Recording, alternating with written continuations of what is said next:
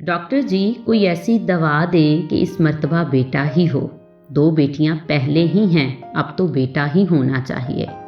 Doctor نے کہا medical science میں ایسی کوئی دوائی نہیں ہے، ساس پھر کسی اور ڈاکٹر کا بتا دیں۔ ڈاکٹر نے کہا آپ نے شاید بات غور سے نہیں سنی، میں نے یہ نہیں کہا کہ مجھے دوائی کا نام نہیں آتا، میں نے یہ کہا کہ میڈیکل سائنس میں ایسی کوئی دوائی نہیں ہے۔ سسر بولا وہ فلاں لیڈی ڈاکٹر تو۔ ڈاکٹر نے کہا وہ جیلی ڈاکٹر ہوگا، اس طرح کے دعوے جیلی پیر فقیر حکیم وغیرہ کرتے ہیں، یہ سب فراڈ ہے۔ شوہر بولا مطلب ہماری نسل پھر نہیں چلے گی؟ ڈاکٹر نے پوچھا یہ نسل چلنا کیا ہوتا ہے؟ آپ کے جینز کا اگلی نسل میں ٹرانسفر ہونا ہی نسل چلنا ہے نا، تو یہ کام تو آپ کی بیٹیاں بھی کر دیں گی، بیٹا کیوں ضروری ہے؟ ویسے آپ بھی عام انسان ہیں، آپ کی نسل میں ایسی کیا بات ہے جو بیٹے کے ذریعے ہی لازمی چلنی چاہیے؟ سسر بولا میں سمجھا نہیں۔ ڈاکٹر نے کہا ساہیوال کی گایوں کی ایک مخصوص نسل ہے جو دودھ زیادہ دیتی ہے، بالفرض اس نسل کی ایک گائے بچ جاتی ہے تو پریشان ہونا چاہیے کہ اس سے آگے نسل نہ چلی تو دودھ زیادہ دینے والی گایوں کا خاتمہ ہو جائے گا۔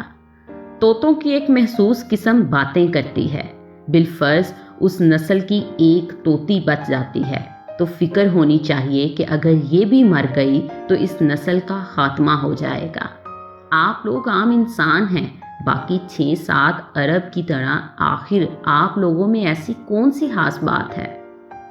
سسر نے کہا ڈاکٹر صاحب کوئی نام لینے والا بھی تو ہونا چاہیے۔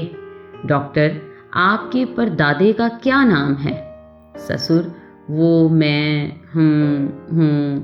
ڈاکٹر مجھے پتا ہے آپ کو نام نہیں آتا، آپ کے پردادا کو بھی یہ ٹینشن ہوگی کہ میرا نام کون لے گا، اور آج اس کی اولاد کو اس کا نام بھی نہیں پتا۔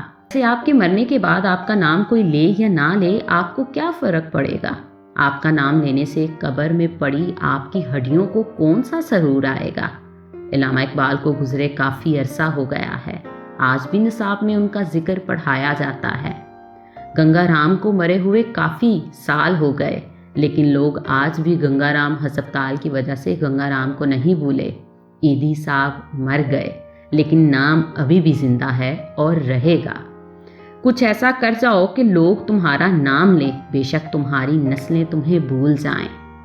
غور و فکر کیجئے، کائنات کی سب سے محبوب ترین ہستی رسول پاک صلی اللہ علیہ وآلہ وسلم کی حیات طیبہ پر اور ان کی آل مبارک پر، جن کو اللہ تبارک و تعالیٰ نے بیٹے عطا فرما کر واپس لے لیے اور ایک بیٹی سے رہتی دنیا تک رسول اللہ صلی اللہ علیہ وآلہ وسلم کی نسل کو پوری دنیا میں پھیلا دیا۔ بیٹے نعمت ہیں اور نعمتوں کا حساب لیا جائے گا، بیٹیاں رحمت ہیں اور رحمتوں کا کوئی حساب نہیں۔